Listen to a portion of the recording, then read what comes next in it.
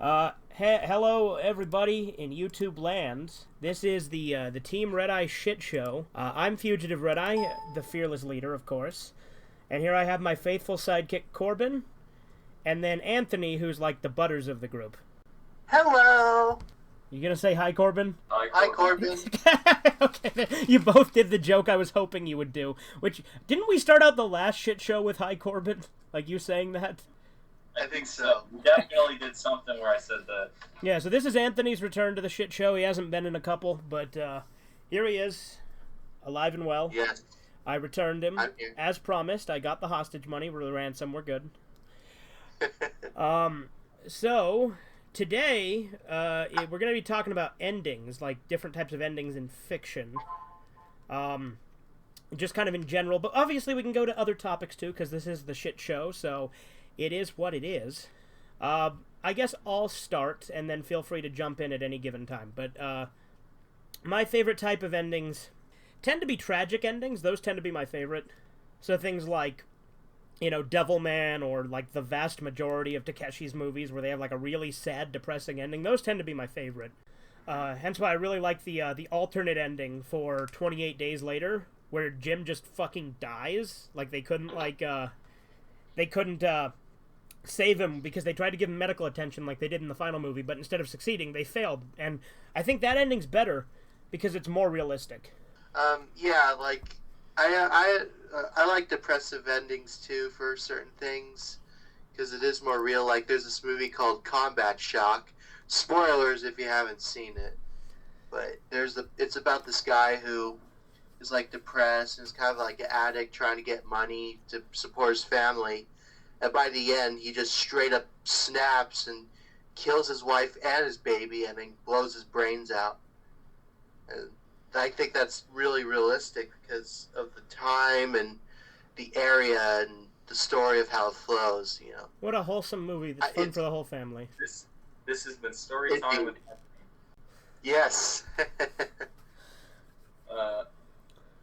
Well, one ending I like is at the end of Sweeney Todd, how he at the end of the movie, a woman, he finds out that the lady Mrs. Lovett, where she tells Mrs. Lovett tells Sweeney Todd early in the movie that his fiance died. Joanna. But at the end of the movie, he finds out that she hadn't died until he actually killed her because he didn't recognize her anymore. And when he finds out that Mrs. Lovitz lied to him, he throws her in the fire, which I liked. Oh yeah. And I liked that I liked at the very end when he's finally like crying over like his dead fiance. When the kid comes up to him with the knife, and he actually lifts his head up, and like almost like he's wanting to be killed, like he's accepting death, like he has nothing to live for anymore, and he like shows him the neck, and he cuts his neck. I thought that was a good ending. Yeah, Sweet Todd's a great movie. I would say that like for me, another like the worst kind of ending for me is a cliffhanger. Like there can be good cliffhangers, but sometimes it's just frustrating, especially like when it's a movie and then it never gets the sequel that's planned, and so the cliffhanger doesn't go anywhere. And sometimes cliffhangers can feel kind of unnecessary, too. Like, there's certain things that there feels like a natural point to end, and then they just keep going and then make it end on a cliffhanger. I think a great example of that is the Adventure Kid anime. Adventure Kid being a hentai made by Toshio Maeda, the guy who did Yorotsuki Doji. The first, like, 2 episodes resolve the plot, and then the 3rd episode starts a new plot and ends on a cliffhanger, and then it never got any more. I don't know why they did that. Yeah, I completely get that. You know, I mean, there's certain video games that have cliffhanger endings. Like, there's this game called Sphinx and the Cursed Mummy that leads up to, like, after you defeat the final boss, it kind of leads to, like, there's going to be, like, a trilogy of games, and they just never made them. Another one was Beyond Good and Evil, where the main character, Jade, defeats the boss, but she has all the power, and everyone wonders why she has the power, and then Beyond Good and Evil 2 never got made. They claim they're making them, but I don't think it's ever going to be made. And even if it I were, thought I that don't know. game had a spin-off though that was popular. Was there? Maybe I guess I'm wrong there. But I was gonna say, I don't know if I would want a sequel anyway, because I feel it's kind of too late, and Ubisoft's kind of a weird company now. Okay, yeah, there doesn't appear to be any sort of sequel that was ever finished. There was an HD edition, but yeah, for those who haven't seen or haven't played Beyond Good and Evil, definitely check it out. Great game. Yeah, like You know, a game that has a disappointing ending. what's that? Sure. Fallout 3 actually has a really disappointing ending. Does it? Because, well, originally it did. Originally it had a disappointing ending. The new ending's good, but it's glitchy as heck because you have to. It's the laggiest part of the whole game. Is that one of the DLCs? Yeah, it's one of the DLCs. They finished the game with the DLC. But the way it originally ends is you find this. Is you finally show up to the plant where you have to sacrifice yourself, and this guy who's been the threat for a large part of the game is really easily killed because he's just a regular human. It only takes a couple hits, and then you go, and then you have to sacrifice yourself to kill everyone. And and the ending doesn't really make a lot of sense. Not the original way it worked, because in the original way it worked, if you had a super mutant with you, or if you had a robot with you, they wouldn't go in and put in the code.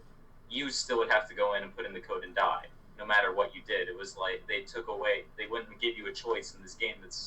Choices are supposed to be really important in. But then they made it better by adding the DLC where you wake up again, and the DLC also makes it so you can send other people in. Actually, no. In the original game, I think you actually could send in the super mutant robots. You just still died anyway. So either way, it's a pointless decision. And also, the final boss is really weak and easy to kill. Speaking of final bosses that are really weak and easy to kill, have you guys ever played Fable 2? No. Okay, so... I played 3. Okay, well, in Fable 2, the whole thing is it's like this big revenge story.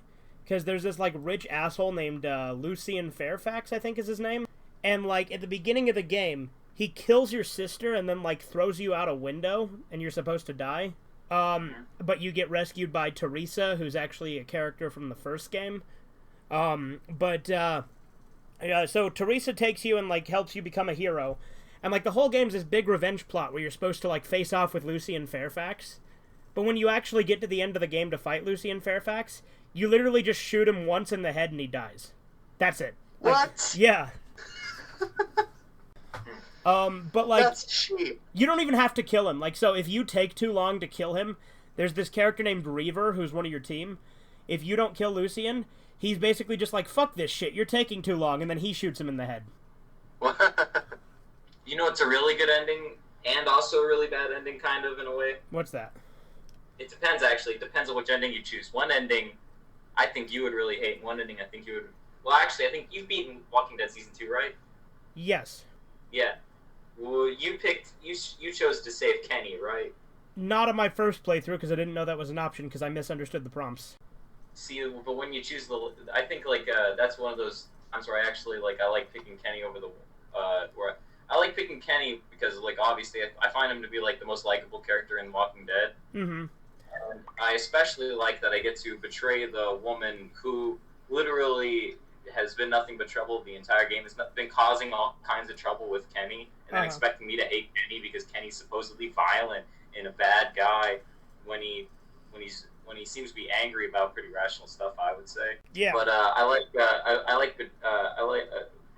where the ending where she dies, I think is also good because and you go away with Kenny, I think is also good because she like the last thing she does is pretend that she let a baby die. Yeah. And that she using this as an example of why Kenny's a bad person because Kenny tries to kill her after because Kenny kills her after he thinks that she killed the baby, but it's like that seems like kind of a rational. That seems like something a normal person would do. Though. Right. Yeah. That's why I was really pissed off when I found out that happened. Because, like, again, I misunderstood the prompts and I shot Kenny the first time, and then I'm like, fuck this bitch.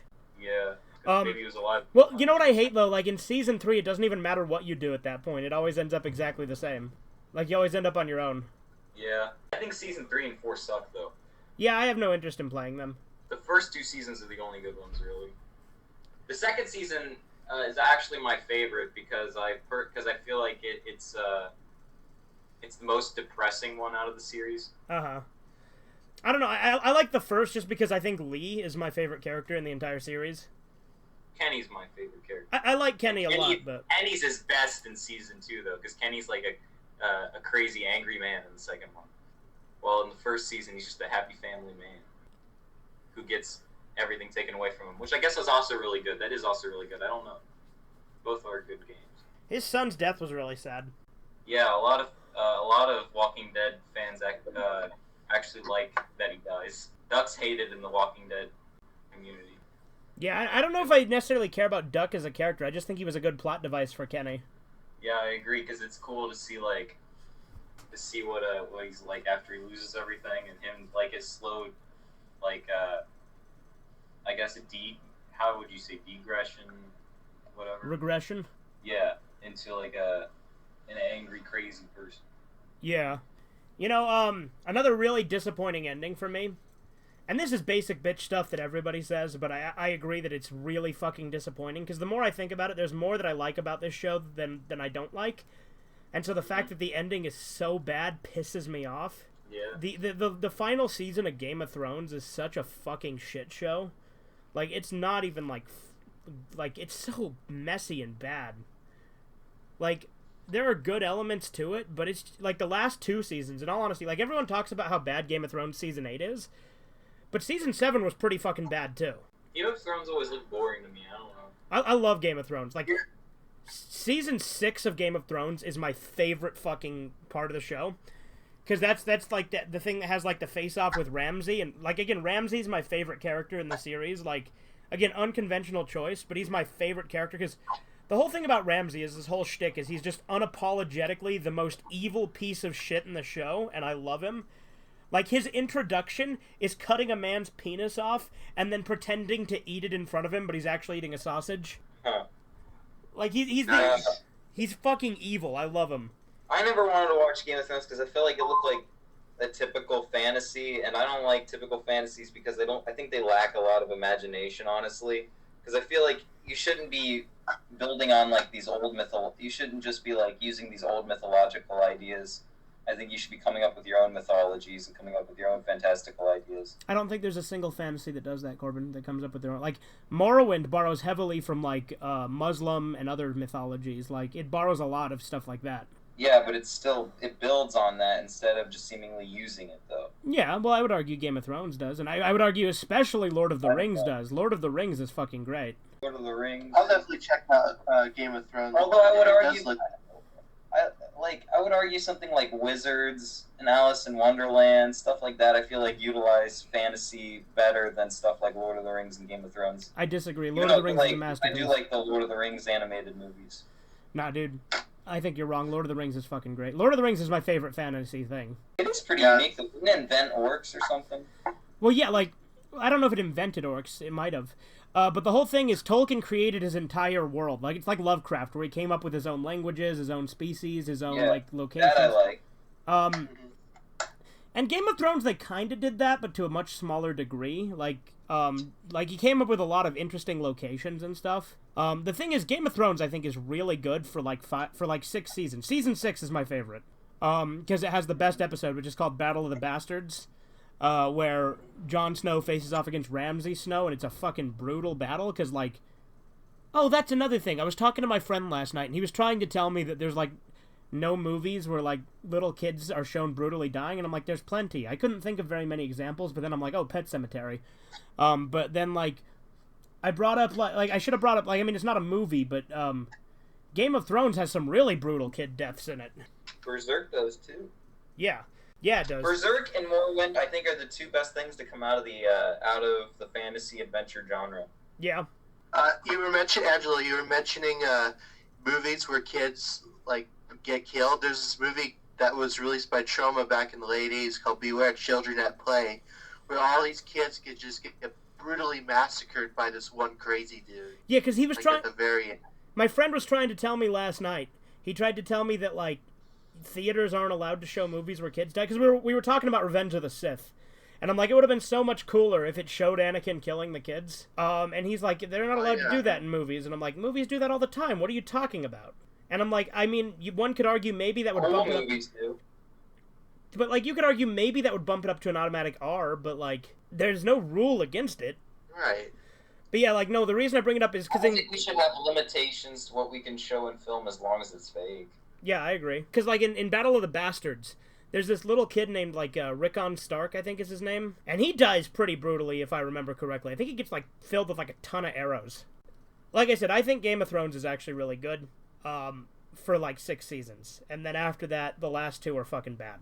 Weren't the last 2 seasons, like, rushed or something? That's what I heard. So partially, yes, but also, they were rushed intentionally. The writers wanted to just get it over with. Yeah. Like, in Season 8, HBO told them they could have 13 episodes, and they're like, nah, we'll get it done in 6. We want to be done with this shit already. So they were forced to make more seasons? No. But, so Season 7 and 8 are written by different writers than the rest of the series. And, like, they decided that they were done with it, but, like, they still were contractually, like, they still had to make the final season, and they still, like, were agreed to do it. But they're like, let's just speed through it and get it over with so we can move on to something else. Well, I think that's lame. I think if you're going to finish it, try to make it good, right? Yeah. But the thing is, so Game of Thrones builds up this whole thing throughout the whole series of, like, these zombie-type creatures called White Walkers. And they're led by this, like, super powerful zombie king thing called the Night King. And they, like, they defeat him on the 3rd episode of the final season, and it's the most anticlimactic piece of shit because they build up this character for the entire 8 seasons as this big badass character, and then he dies in one hit from fucking Arya Stark, who's just like a teenage girl at this point, and it's like, what the fuck? And, like, they also wrote in this stupid thing where if they kill the Night King, it kills the rest of the White Walkers, so they made it like vampires. So, like, they build up this intimidating threat where it's like, oh no, there's this horde of the dead, they're gonna kill us all, they're very intimidating, there's so many, but it's like, oh, we take out the main one, then they all die and we're good.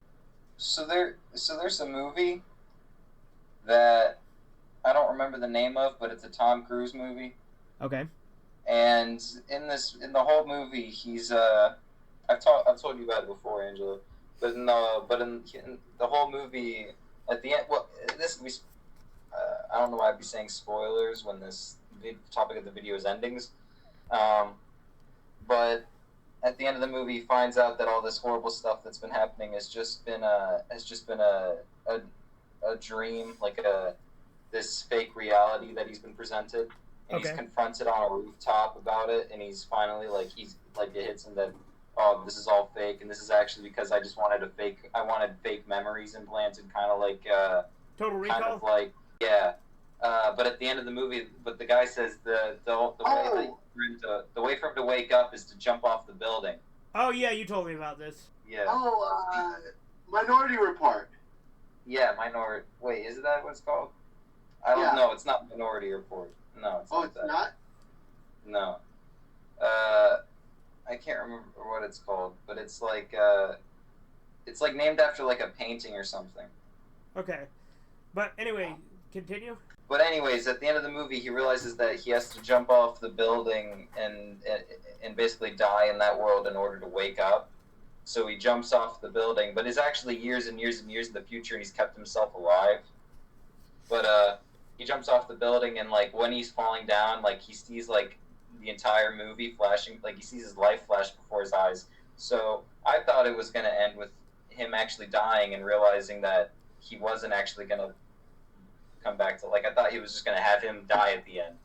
And I thought it would have been way cooler if that what happened instead of him just actually waking up at the end of the movie. Like if he just fell down and then right before he hit the ground went, wait! Because he finally realizes that he finally realizes, and then splat, he dies. Yeah, that'd be a great ending. Yeah, but unfortunately that's not the route they went. I like the ending for the number 23. Oh yeah, that movie's great. I think that movie's so underrated. Yeah. I heard that at the video store, and I was just like, man, that's an awesome movie. What'd you say, Corbin? I don't remember that movie, though. I don't remember anything that happened in it.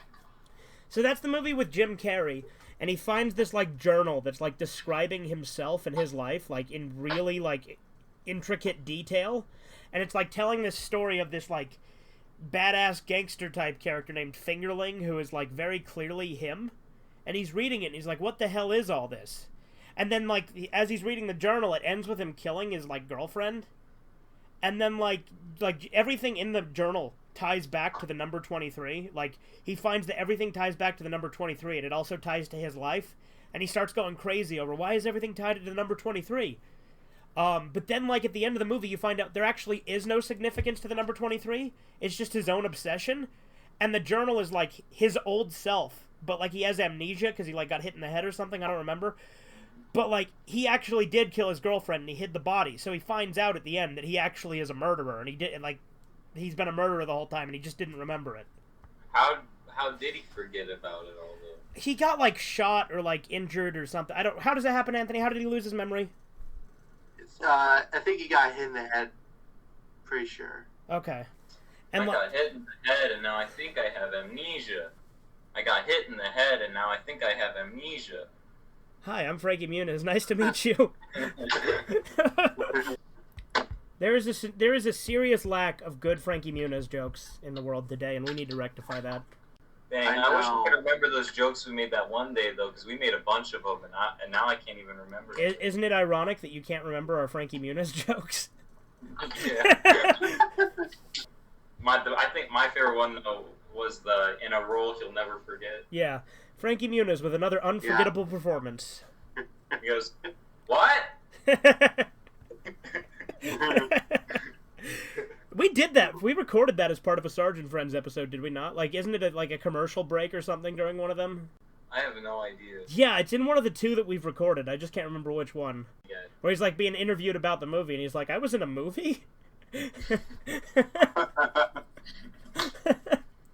probably is, but it was how it was formed. Though, is like I was at a show. Well, yeah, he didn't remember doing Malcolm in the Middle, and then he watched it, and he actually gained a new appreciation for it as a fan because he watched it without the memory that he did it. Anthony looked like he was going to smoke a straw. One of his quotes was, "Malcolm was like one of the lead. Malcolm was kind of a lesser character on the series." Yeah. What do you think of the ending of Malcolm in the Middle? I felt like the speech the mother gave him was really good. Yeah, I think like that was a great ending. I think the ending itself was good, but I do think the last few seasons were still good, but not as good as the first like 4 or 5 seasons. I like how the show kind of like near the end of the show, I think they start kind of like doing more of like a teenage angst kind of thing, while the earlier season shows more like all together dysfunctional family. Yeah, I can see it. Yeah. I still think it's crazy. I didn't see that last episode until like a year ago or right. 2 years ago, and I saw every other episode beforehand several times, but somehow missed that one. Do you know what movie has the best ending ever? What? Fateful Findings.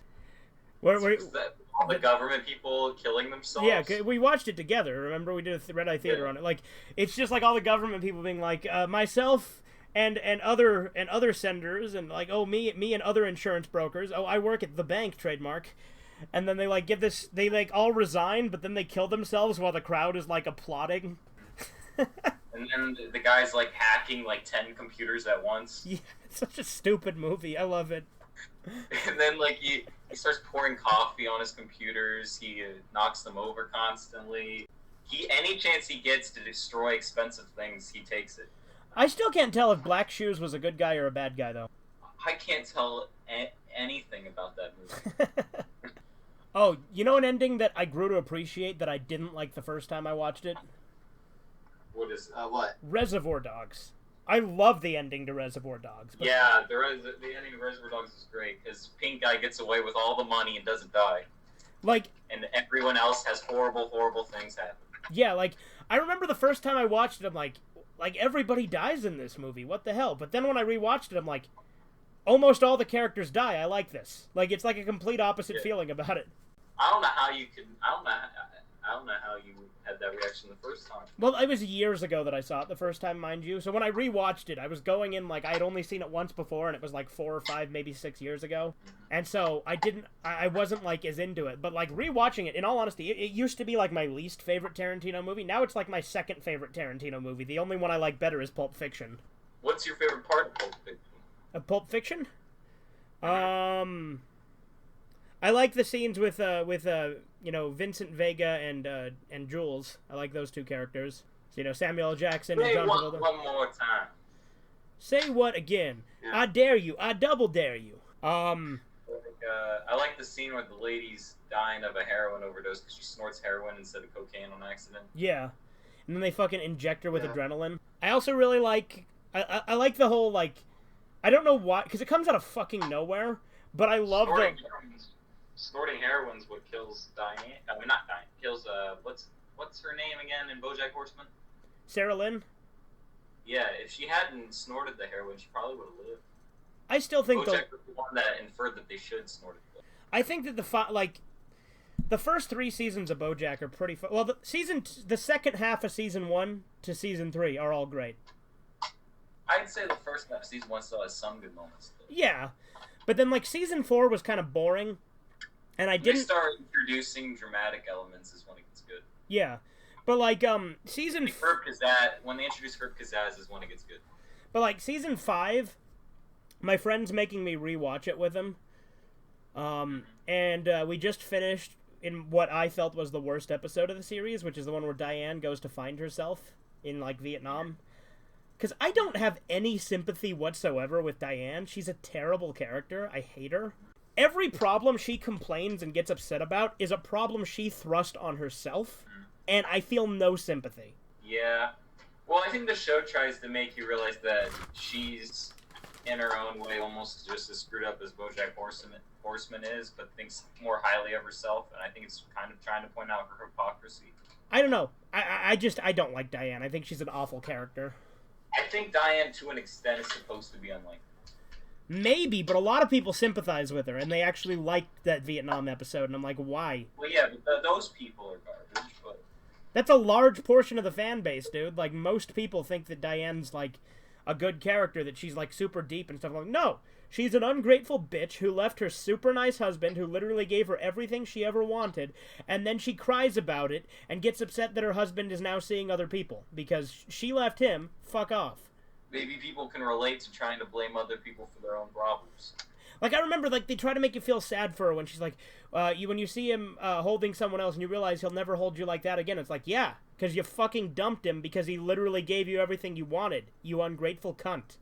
These are what women think are problems that they have, though. Women don't have real problems. This is what, what I'm saying is, women think that that's okay, though. Yeah, I don't know, there are plenty of characters that do the whole thing that Diane does better. There are plenty of characters who do horrible things and, cause all their own problems that have better character arcs. I feel like that's the point of the series, though, is people having problems and trying to get over them. Yes, but, I don't think Diane... Although Diane, I think, only really worsens... Diane kind of becomes more unlikable near the end, actually, honestly. Yeah. I liked Diane in the first couple seasons, even though she was a hardcore third-wave fucking feminist. I liked her despite that. Now season, 5, when she goes on that... the end of season 4, I'm what an ungrateful cunt. Here's the thing. I don't think Mr. Peanut Butter is, the perfect husband, either. I definitely could see it being irritating with the way... he would annoy the shit out of me. But I wouldn't leave him for literally giving him my greatest dream that I've always wanted. I guess, what the show's trying to say, though, is that she didn't ask for it, so don't give people what they don't ask for, which I feel like is kind of a weird thing to say. Yeah, but if you go on and on about how it's something... to give people good things, I don't know. Look. If you want something spontaneous and surprising, and then you don't want, that, and she also goes on and on. She goes on and on about it, how it's something she's always wanted. It's always been a dream of hers. So, of course, her loving husband, who wants to do everything he can for her, wants to give her what she wants. And since he can, he does.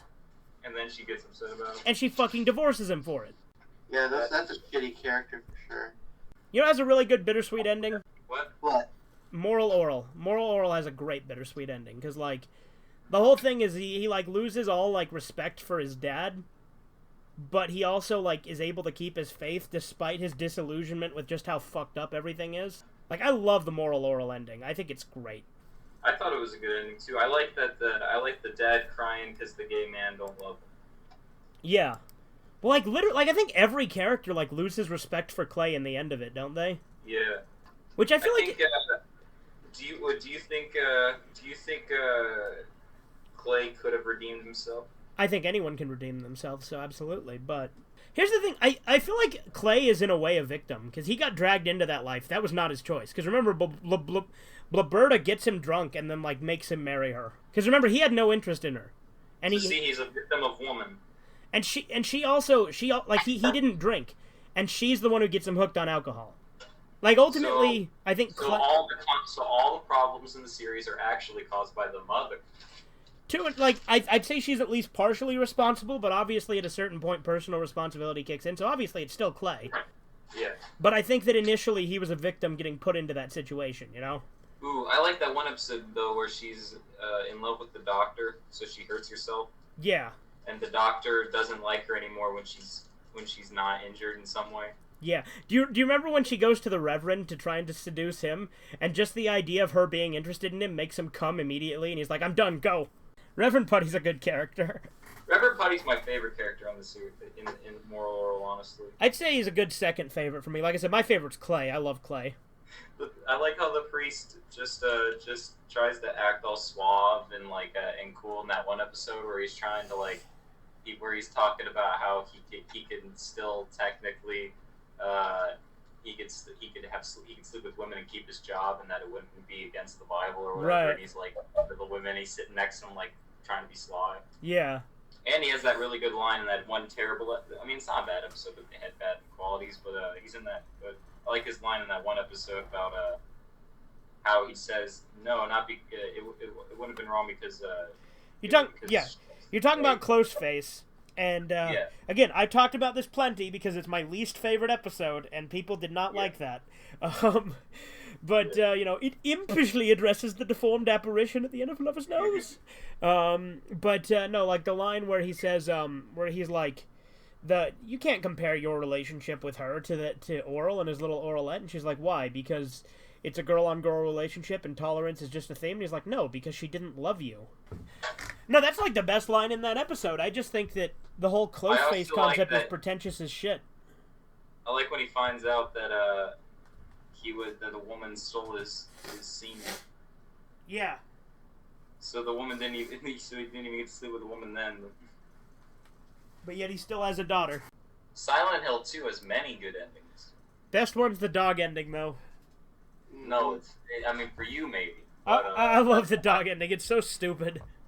I like the true ending where you kill yourself because where the character kills him. Ooh, wait. Actually, now think about it. Is there I wonder if there's an ending where you can just move on from her. But anyways, I like the ending though where he kills himself because he finds out that he killed her and he's trying to do it as an act of redemption. He kills himself and you find out that she was in the trunk all along or something. I never actually beat Silent Hill 2.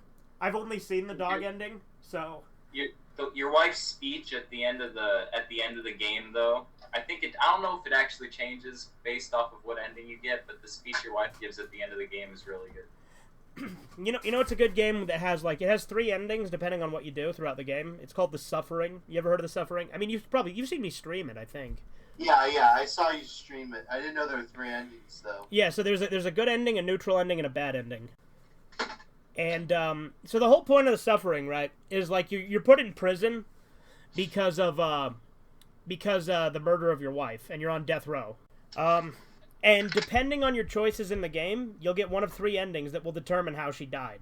So, in the good ending, you were set up and she was killed by this hitman named Blackmore, who's actually a villain in the second game. And he killed your wife and son in the good ending. But in the neutral ending, you get into a fight with your wife and you accidentally kill her, and your son walks in on it and kills himself. But then the bad ending, you brutally kill your wife and then you kill your son. Jeez. Ooh, I can talk about The Mist. Okay. At the end of The Mist, the family, they're so terrified that these monsters are going to kill them that they all have to kill themselves, but there's only enough bullets to leave, so one person will have to be alive. So the father takes this burden of having to live in the world with monsters or whatever, and they use the gun, and he shoots all of his family members and he's left alive. But when he gets out, he realizes that the army has finally killed all the monsters. Right, so he killed his family for nothing. Yeah. It's a pretty good ending. Oh, that reminds me of an episode of Tales from the Crypt. There's this episode of Tales from the Crypt where this guy thinks his wife is having an affair with his best friend. And it's this whole big thing, and, like, his wife's pregnant, too, so he starts to think that the kid isn't his. And, like, his wife and his friend have been, like, sneaking around him the whole time, and, like, acting really suspicious.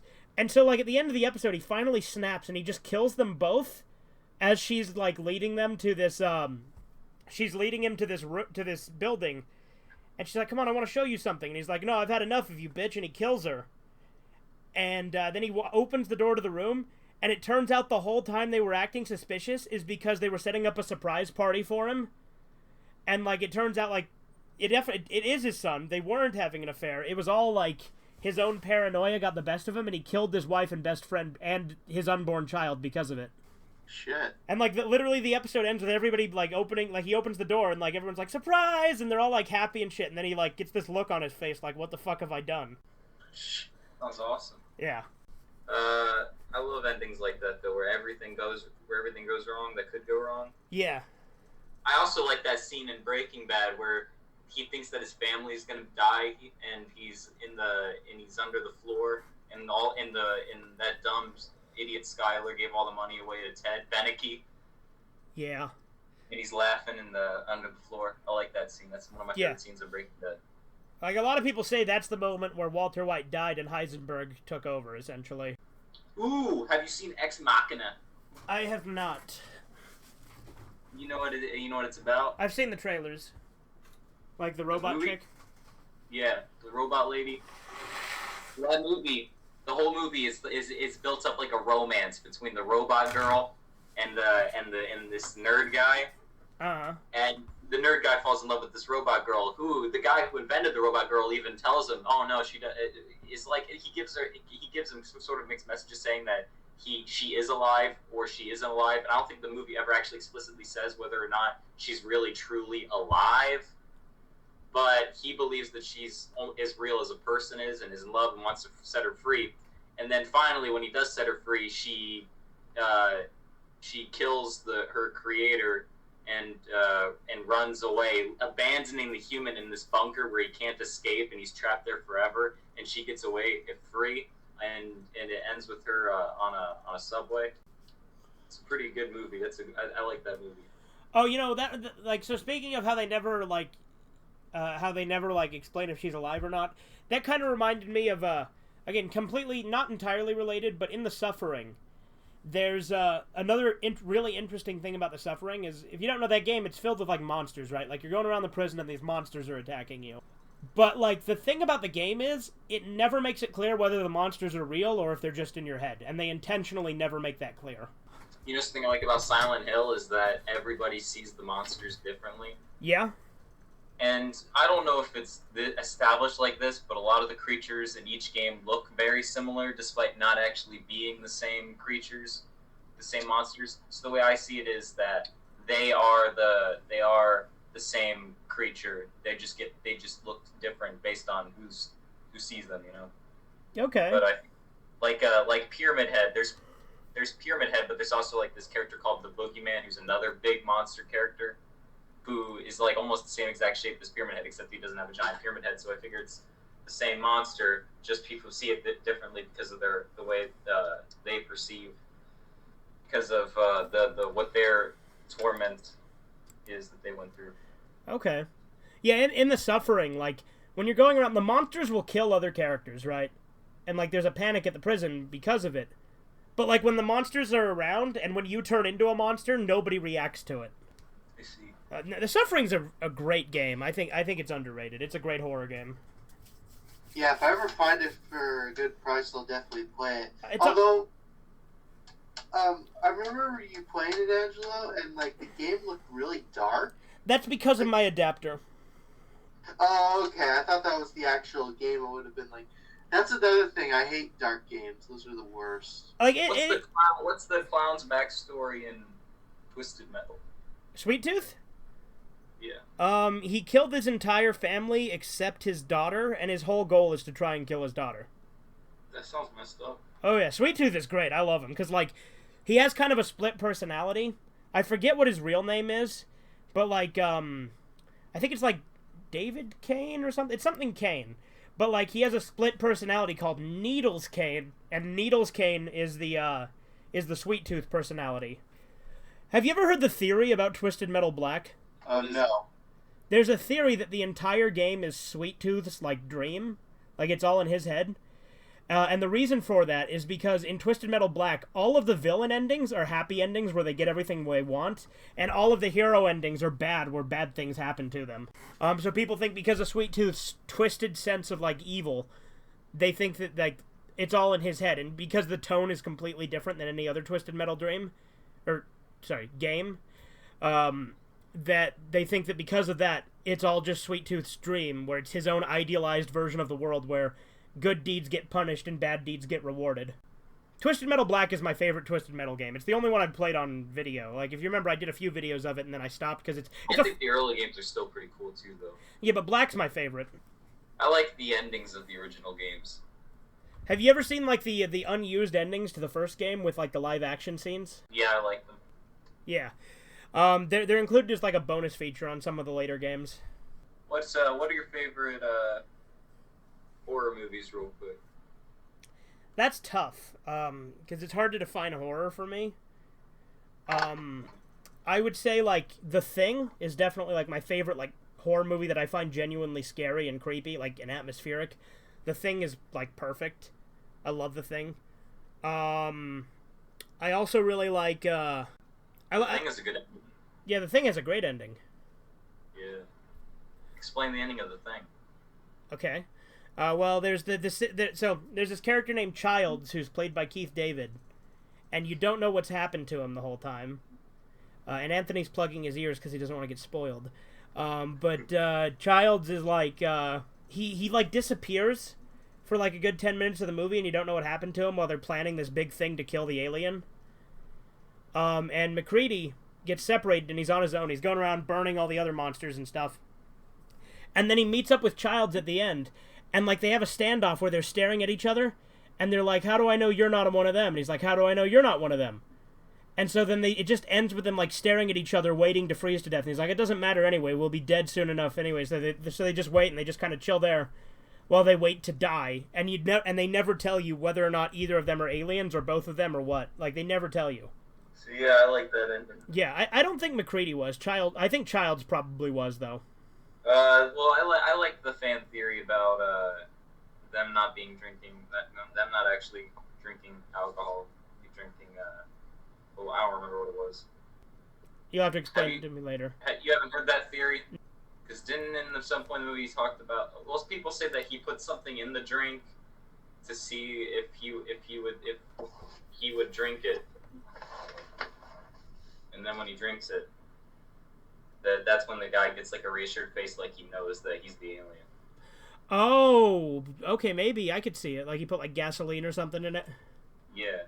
Oh yeah, The Thing's great. I like a lot of slasher movies. Like, I mean, those I don't really consider like super scary, but like I love slasher movies. Like they're formulaic as shit, but I love them. I like slasher movies as a fun time. Yeah. But not the way to get scared. Yeah, exactly. I think my favorite horror movies are Cannibal Holocaust and Orphan. Wait, have you seen Cannibal Holocaust, Anthony? Yes, I have. When did you see that? I saw it a couple months ago. I saw it online. Why did you not tell me that? I should have. It's a great movie. You saw? Cannibal Holocaust. You saw Cannibal Holocaust? I sure have. Uncut. Yeah, of course. Heck yeah, Yeah, man. I love that movie. That's my favorite movie, if you don't know. Yeah, well, it's in my top 10. Yeah. Like, I love that movie. That's my favorite movie of all time. Like, I love the message of it. I like that really cool song in the beginning. I like the gore in it. Everything about it's good. So with Cannibal Holocaust, I don't know if I really consider that horror, even though it technically is considered horror. If you count it as horror, it's one of my favorite horror movies. Yeah, for sure. Yeah, I definitely count it as horror because it's horrifying. I'd say that by definition it would be horror, right? Okay.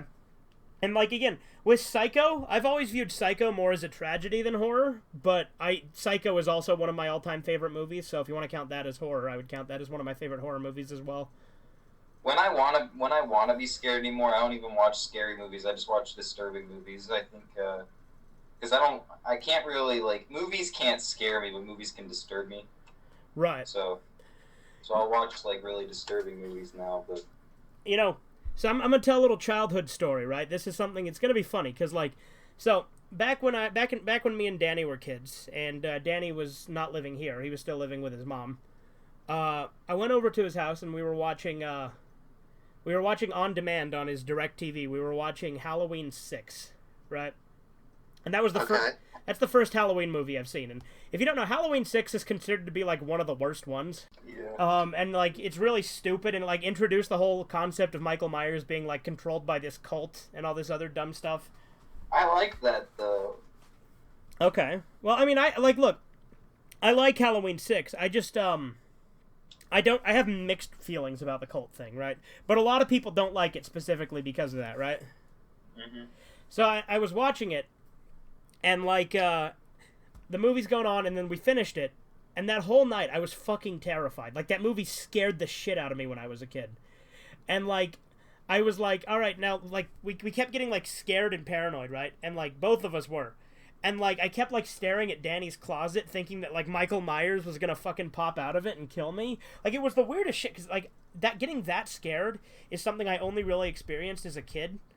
There was a similar thing that happened with one of the trailers for Saw 6, I think. Because there was a trailer for Saw 6 that they did, and they did it very cleverly. I like the way they did this. They had the Billy puppet pop up on the screen, right, where he's like, hello. And that was it. It was just like this thing where it static cut into the TV, and then it showed the Billy puppet pop up and say hello, and then it went away. And then it just went on to other commercials for a minute. And then, like, about 10, 20 seconds later, another thing with Billy popped up, and he's like, I want to play a game. And again, I was like, what the hell? Because it felt like Jigsaw was hijacking my TV. And then, like, it goes on, and then it does something else. Another commercial or trailer plays, and then another thing comes up where it actually says, Saw 6. So they, like, spaced it out in, like, 3 segments where he pops up and scares you, and then they end it with showing that it's for a Saw movie. That sounds awesome. I never heard of that. Yeah. That sounds like something like Andy Kaufman would do. It was great. It was a fucking scary trailer, and I remember it kept us up for a bit, too, because we used to build forts on our bunk bed. Me and my brothers, we used to, like, hang the sheets down from the top bunk over the bottom bunk and have like a fort. Mm-hmm. And we did that, and we were like scared, and we kept like thinking we saw Billy's face pop up. I never had something like that, but like as a kid, there was this song that I used to listen to a lot because I was a dumb idiot kid. The Gummy Bear song, Oh, I'm a gummy bear. Yes, I'm a gummy bear. I'm a funny, lucky, yummy, tummy gummy bear. I'm a jolly bear, 'cause I'm a gummy bear. Oh, I'm a moving, grooving, laughing, singing gummy bear. Oh, yeah. That one, right?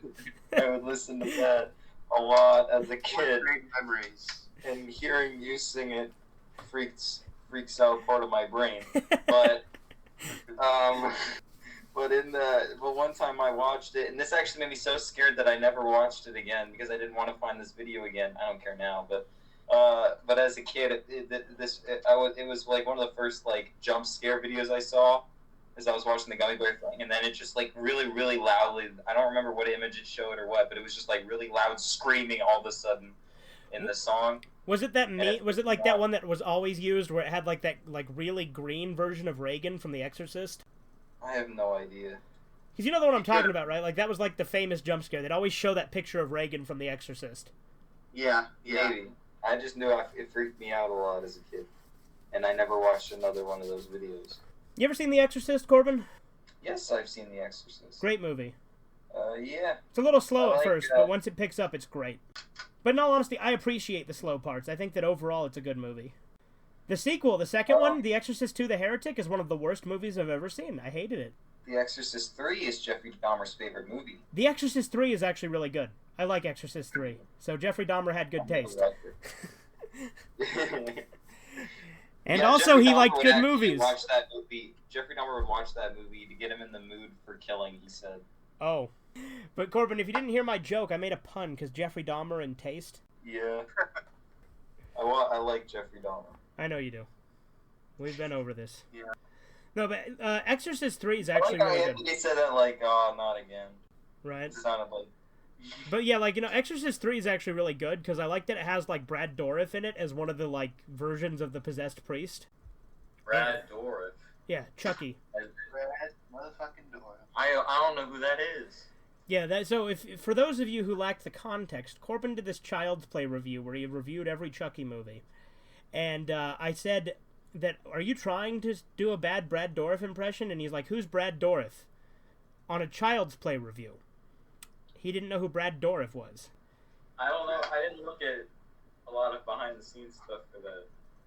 I just watched the Chucky movies. But after that, I know who Brad Dourif is now. Yeah, because I wouldn't let him live it down. And I've seen more stuff with Brad Dourif in interviews and stuff. He's in Lord of the Rings. He's Grima Wormtongue in Lord of the Rings 2 and 3. That's true. That's true. I don't know why they replaced him with Mark Hamill for a movie.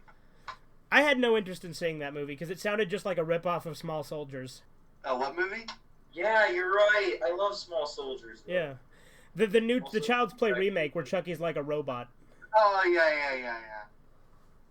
Also, I feel like it kind of betrays like everybody who was involved in the original Chucky movies. Well, and they made like Andy like way too old to be that interested in dolls in the remake. Well, if it's a super intelligent doll, I don't know. I don't know. I just think it made more sense in the original. I'd still buy a Furby. We both silently condemn you. I'm sure Anthony doesn't, but you know.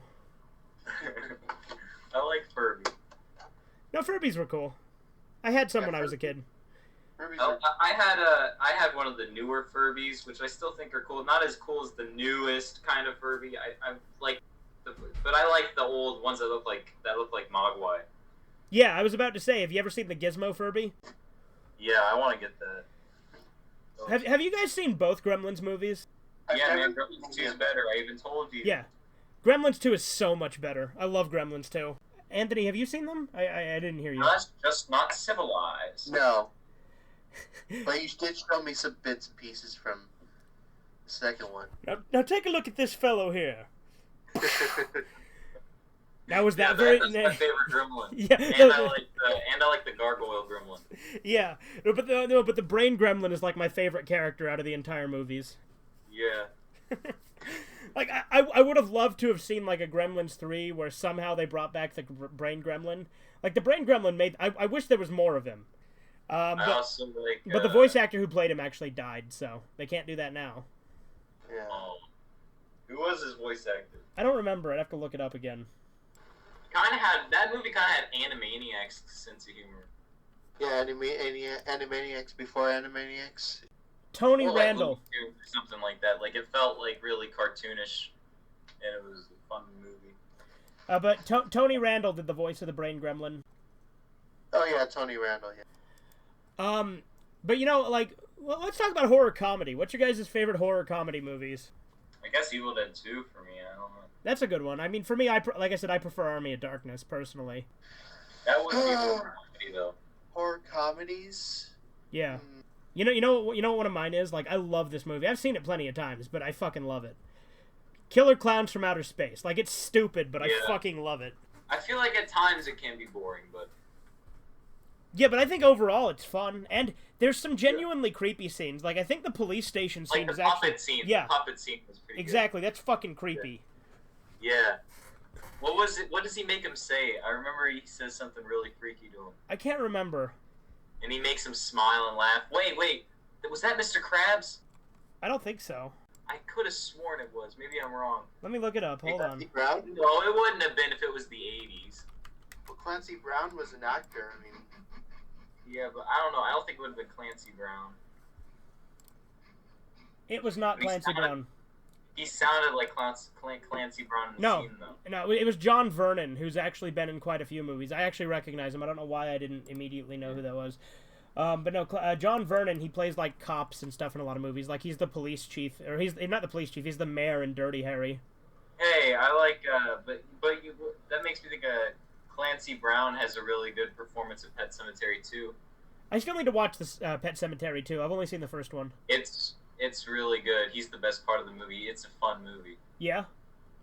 And his character is really fun. There's the part where this kid's messing with this other kid where he spins his bike. Oh wait, no, he's trying to knock like the other kids off. So whatever.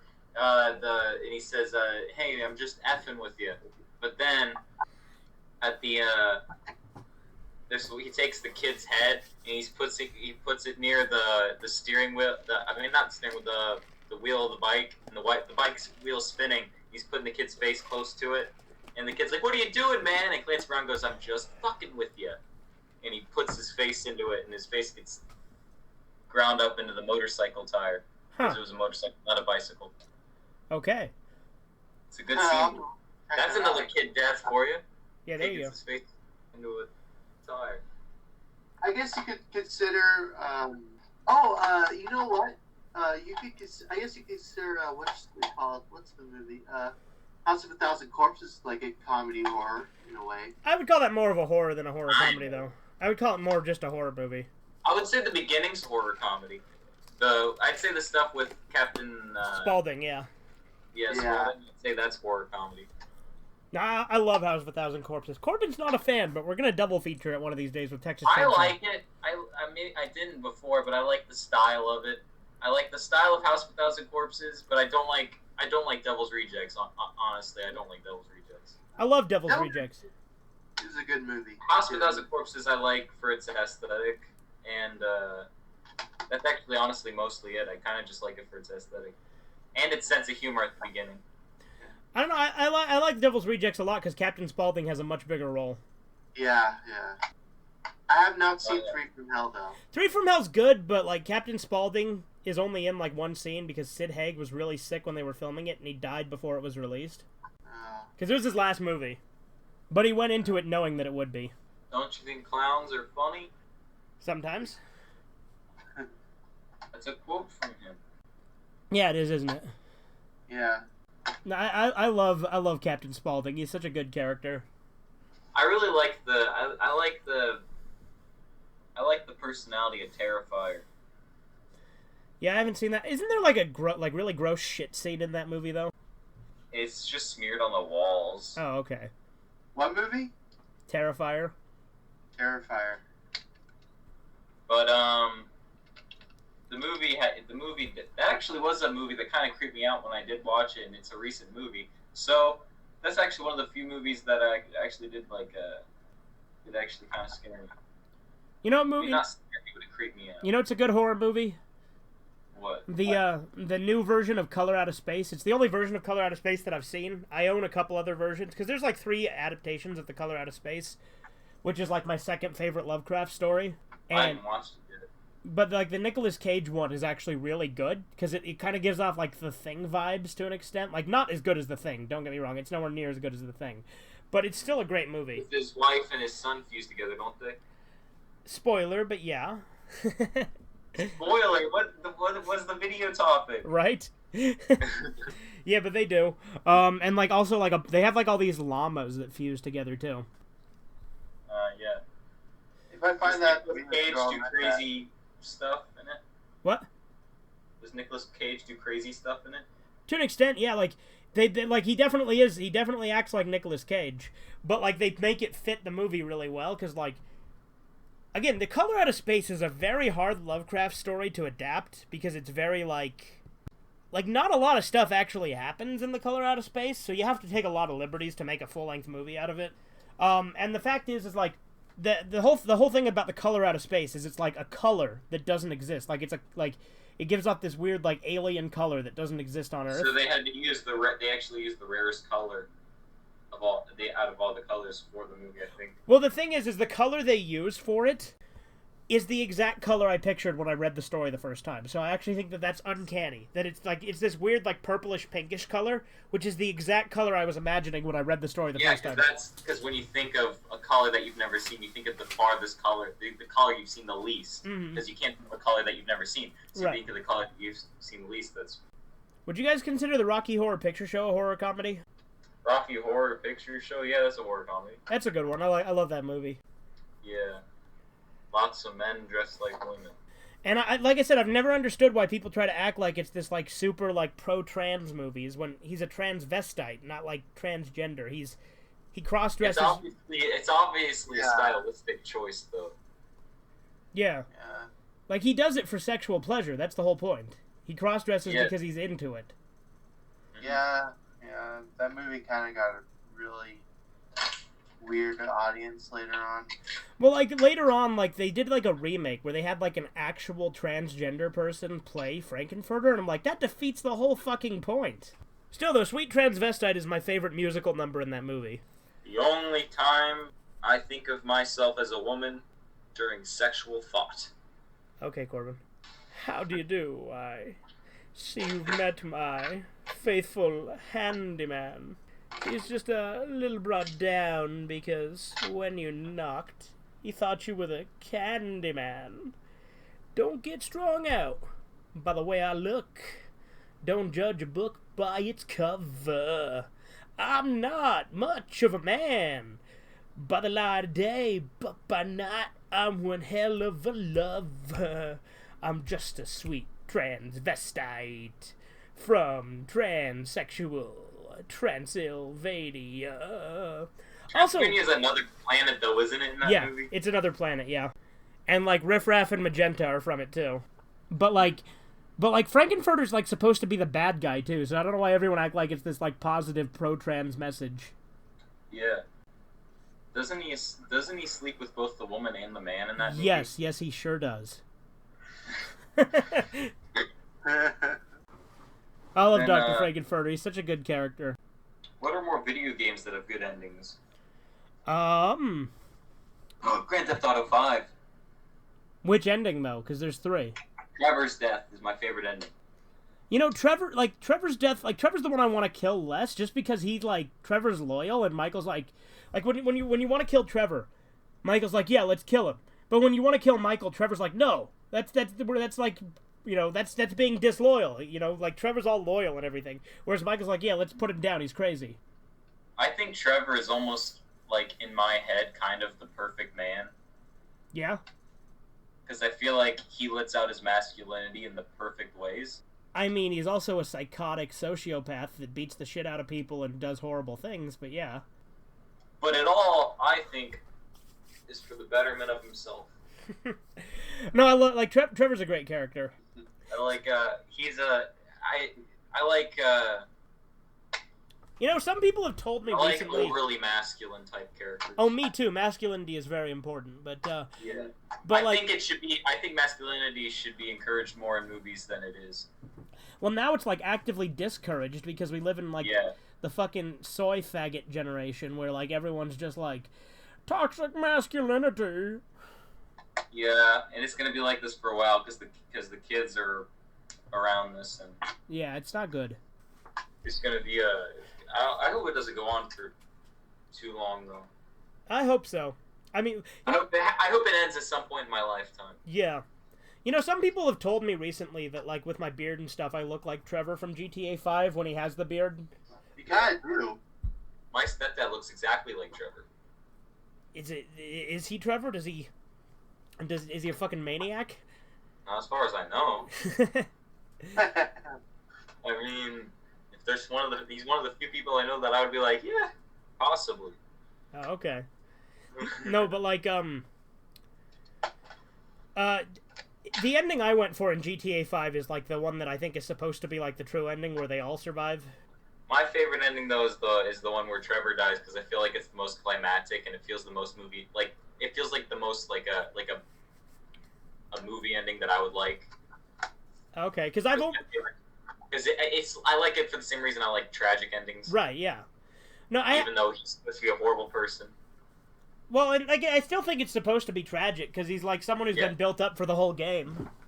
Also, I think they show that he actually doesn't like that part of himself, because he's fixing it in the storyline as he's trying to fix and become a better person. So it makes it more horrible that you kill him because he's improving himself.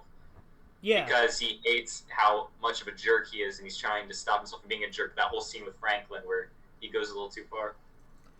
Yeah, like the thing is I've only beat the game once, and I did the ending where you keep everybody alive. I every time I play, I do the alive ending first, but then I do the ending where I kill Trevor second as like a, because you can do all the missions more than once. Yeah. Have you ever done the one where you kill Michael? Yeah. Not much happens in that one though. It's the least climactic of the 3 endings. Yeah. Trevor's ending is really cool though, because you set him on fire and you hear him screaming, and it's especially worse because you know how depressed he is because he hates that he doesn't have friends and that he can't make friends because he's so much of a jerk because he's having like this weird character moment in that part of the story. Yeah. And then just hearing him scream when he's bettering himself and just knowing that he's bettering himself kind of is like, oh, it's a good ending. You know a game has a terrible ending? What? The Last of Us 2. I've only heard good things. No, if you remember, like, I did a whole shit show with my 2 friends here about it, and, like, one of them really liked it, and the other one was on the same side as me, and so we kind of ganged up on him a little bit. Like, granted, we let him say his dumb opinions, but we also told him how dumb he was. There's, it's my subjective opinion that is an objectively bad game. It is an objectively bad game. I'm going to say definitively it is an objectively bad game. That's not an opinion.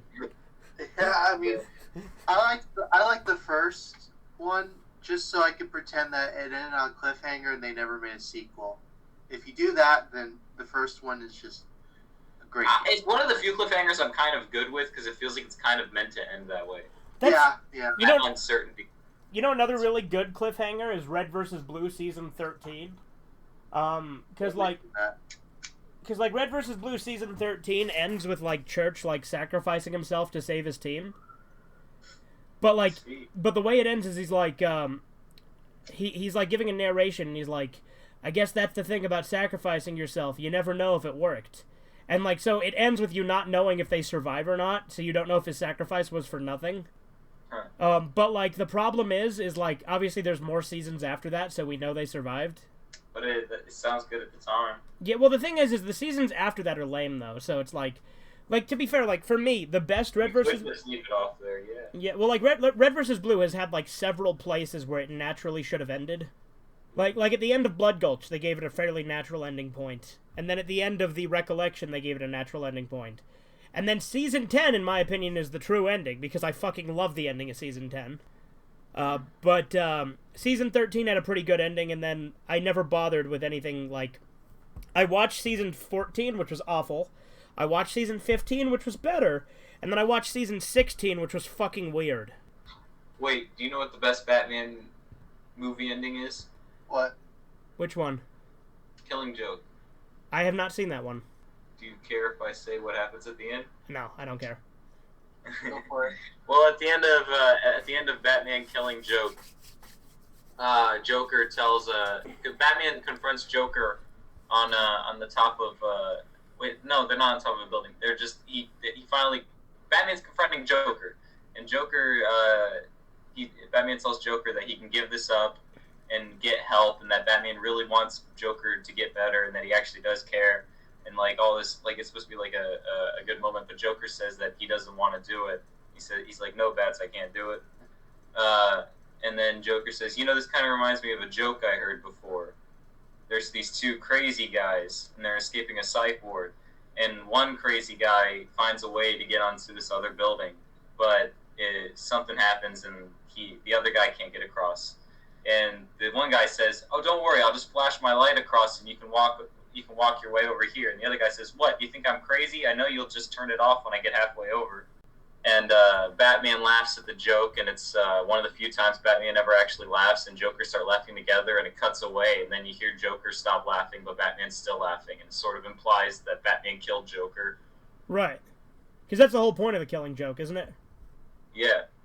But then, what's so retarded, though, is a lot of people say, like, oh, no, it's supposed to be like, no, he didn't actually kill him, and maybe there's, like, a sequel to the comic that everybody says is a sequel to the comic, but in my head, if he doesn't die at the end, then the ending sucks, and it's worthless. And also, the name makes no sense, because it's literally called Killing Joke, so I feel like interpreting that way is stupid.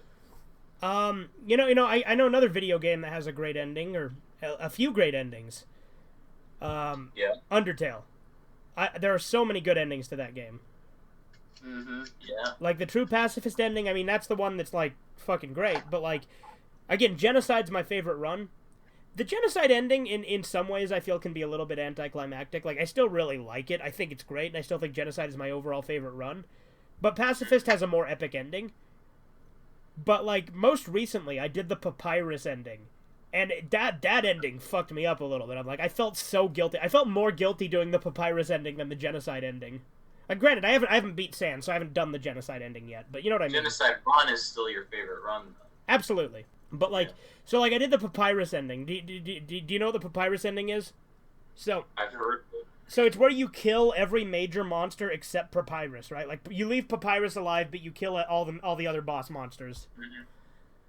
And then it ends with, like, when Sans calls you, because you know how he always calls you at the end of the game to talk to you and tell you what's going on. In every neutral ending he does. Yeah. And, like, he's talking to you, and he's, like, talking about... and I can't remember what Sans says, but then he hands the phone over to Papyrus, and Papyrus is talking about how he became king of the underground and how it's great, but then he's like, he's talking about how there's some parts he doesn't like about it. And then he starts going on and on about how Sans said all of his friends have gone on vacation, and he hopes they come back soon. And it's like, those are all the people you killed, like Undyne and, like, all that. Like, he's talking about how they're all on vacation, but you killed them all. And it's really sad, because, like, Sans lied to Papyrus and just told him everyone else was on vacation having fun. What is Sans... Is Sans okay with you in that ending? Yeah, because he didn't kill Papyrus. That's the only person he cares about? Pretty much. Like, as long as Papyrus is alive, like, he'll have issues with you, but he won't, like, hate you. He'll only hate you if you kill Papyrus. I see. Because, like, in the Banished... Brother killer. Yeah. In the Banished Queen ending, it's where you kill everyone except for, well, no, it's where you leave Toriel alive, but you kill other people, right? And, in the Banished Queen ending, Toriel tried to take over the underground again, but then, like, she gets banished because, she let you out of the ruins and you killed a bunch of people. And there's, like, several different versions of the Banished Queen ending. But, like, the one where one of the ones where Papyrus is still alive, Papyrus and Sans go to live with Toriel in the ruins, or they go to spend time with her, and it just kind of ends with the three of them kind of being like a family living together. Where Toriel's not allowed to leave the ruins, but Sans and Papyrus can go out of the ruins and get stuff for her. Yeah. There's a bunch of endings. Like I said, there's a ton of versions of the neutral endings. Morrowind has a really good ending. I've never actually beat it. I've seen the ending before, but I never remember it. Like, I know there's that really cool fight with, like, that giant version of Dagoth-Ur. I think that's really cool. No, it's not a fight with a giant version of Dagoth-Ur. Dagoth-Ur is normal size, but you have to climb a giant version of Dagoth-Ur. Oh, that's right. I think you even get to see, like, organs and stuff, but... Because it's, like, the giant is him. Like, he's dead, but he's in, like, he's, like, possessed. I don't know how it works. I don't understand it. But anyways, Dagoth-Ur, he has, like, this really cool speech where he says, like, what? Because he tricks you into thinking that you killed him. And at the time when I had gotten this ending, I was a little impaired, and it was really cool. So I watched.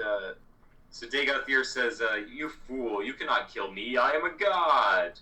What a foolish and quaint notion." And he gets mad at you. It's a good ending. Because then when you finally, like, destroy his heart with, like, these tools that you're given, this bridge collapses and he falls to his death. You know what ending confused the shit out of me? What? The ending to American Psycho. Oh, I know.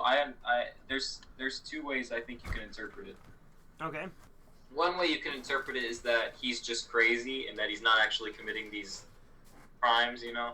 Uh-huh. And that it's just him being insane. But actually, no, there's three possibilities. Another thing about it is that he could be committing these crimes, and the people don't notice because they can't tell the difference between each other because you know how they always get each other confused. So that could be how he doesn't get in trouble for these crimes because nobody can tell who's who, you know. And then another option is that the government is actually hiding all of his crimes that he's committing. And that there's some hidden, like, higher up people messing with him. There's a lot of ways to interpret it. I think that in itself makes it a really good ending because it seems like it's made so that you have to interpret it these specific ways. Like, you have to come to these specific kinds of conclusions. Yeah. I do like endings that are ambiguous and you have to figure stuff out, too.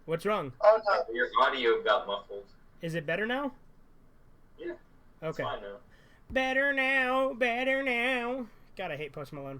I don't hate Post Malone. I don't get why he's popular though. Here's the thing. If you guys want to see a good fucked up movie review channel, I know I've talked to you both about it before, but I'll probably mention him in a Red-Eye Recommends as well. But there's this channel called Unboxed, Watched, and Reviewed, and he reviews like fucked up movies, like all those others do. Bear in Mind's Nasty Finds and stuff. Yeah. But Unboxed, Watched, and Reviewed is actually funny. Like, his commentary is some of the funniest shit I've ever heard. I love it.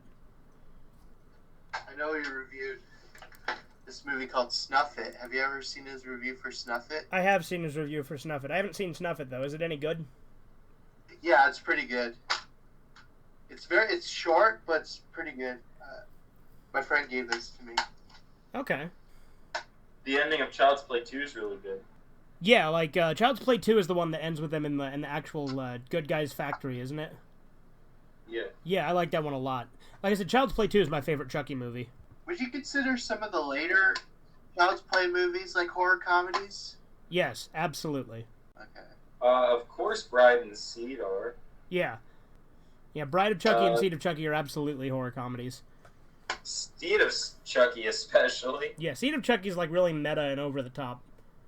Yeah. Seed of Chucky I really like though because they tried really hard and it's got like the most in it out of all the movies. It's just nothing but craziness. I never understood why people hate Seed of Chucky so much. Like, a lot of people just hate it. It's an entertaining movie though. It's it's one fun. of the most entertaining of the series. Like, it's lots of fun. I thought it was a good change of pace for the series since 3 did so bad. I thought a comedy, since the switching to comedy was a smart move. Yeah. What's your least favorite Child's Play movie? Child's Play 3 or Curse of Chucky. One of the two. Okay. Cult of Chucky is like definitely lower, but I actually don't like. I think I liked Cult of Chucky more than Curse of Chucky. Cult of Chucky was fun. It had a lot of fun gore in it. Yeah, I think Cult of Chucky was better than Curse of Chucky because Cult of Chucky like had a lot of fun, unique stuff to it. I feel like the most important thing in a slasher movie is gore, and Cult of Chucky had good gore. So yeah, I think Curse of Chucky is probably my least favorite. Actually, the more I think about it, because Curse of Chucky has that really bad backstory that turns Charles Lee Ray into this weird, like, stalker, fucking, like, simp type character. Also, a lot of it's suspense, and I already know who Chucky is. I don't need suspense anymore. Yeah, it's like, why build up something we've already seen? Yeah. It's like a lot of the Predator sequels do the same thing. Like, Predator 1 is fucking great because it's creepy and they build it up and it's like a slasher. But, like, we don't need that in, like, Predator 2, 3, and 4, you know? You know they're taking the Hobbits to Isengard? What did you say? I can't draw a pager for the life of me right now. Oh, you guys want to hear another fun childhood story? Sure. When I was a kid, yeah, I first found out about what Bloody Mary was, right? Like, Bloody Mary, the urban legend. Yeah.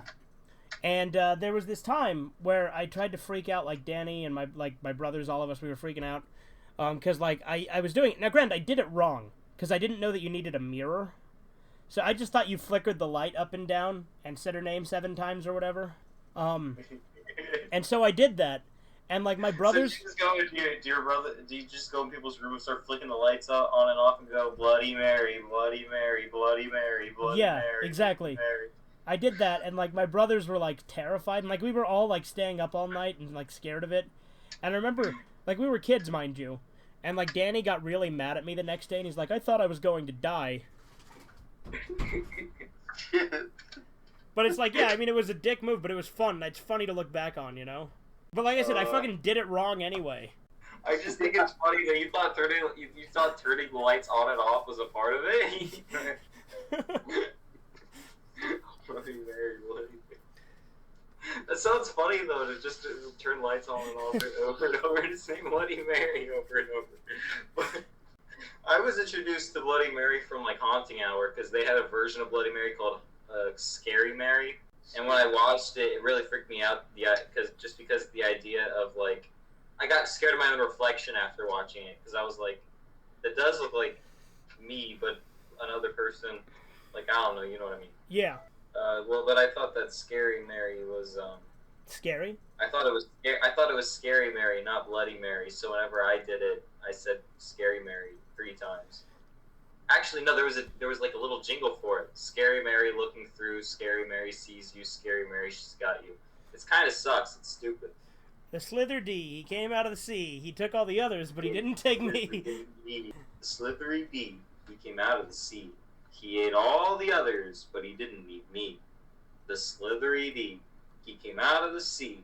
He ate all the others, but he didn't eat. Good story. I remember you did that in the Pedro voice because we did like story time with Sergeant Friends, but then I like lost the audio for that. I don't know if you remember that. Good. That sounds good though. Yeah, we did like a special Go called. now. We could do it now if you want. The slithery D. He came out of the sea. He ate all the others, but he didn't eat me. The slithery D. He came out of the sea. He ate all the others, but he didn't eat. You know what would have been funnier? What? If Pedro just screamed in horrific agony when he got slurped up. The slithery D. He came out of the sea. He ate all the others, but he didn't eat. Oh God, no! Oh God! I like the one where he gets shot with a gun though. Yeah. Oh God! Ah! We should do like a behind-the-scenes making of Sergeant Friends video at some point. We should. I can record video. Didn't you do that before? Yeah, but I never uploaded it. Yeah, that's true. You could record video if you want. Yeah. But yeah, like we could do the whole process, like from start to finish, on how we create an episode. Yeah, for sure. Anything else you guys want to talk about on the shit show before we end it? Doesn't have to necessarily be related to anything. You can pick your friends and you can pick your nose, but you can't pick your friend's nose. Oh, you know, that reminds me. You know who's like a really underrated, like Billy and Mandy character in my opinion? Who? Sir Raven. I love Sir Raven. Oh, is that like the Raven that reads the book and is sitting in the chair with like the fez? Yeah, and he's like, but what happened to Sir Raven, you ask? Well, you didn't ask, did you?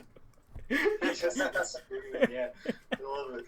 I like when people just start screaming in conversation. You fool! You messed with the natural order! Alright then. Alright, anything you want to add before I end this shit show, Anthony? No, I think I'm good. Alright then. See you boyos later. This has been the TeamRedeye shit show. Bye. Bye.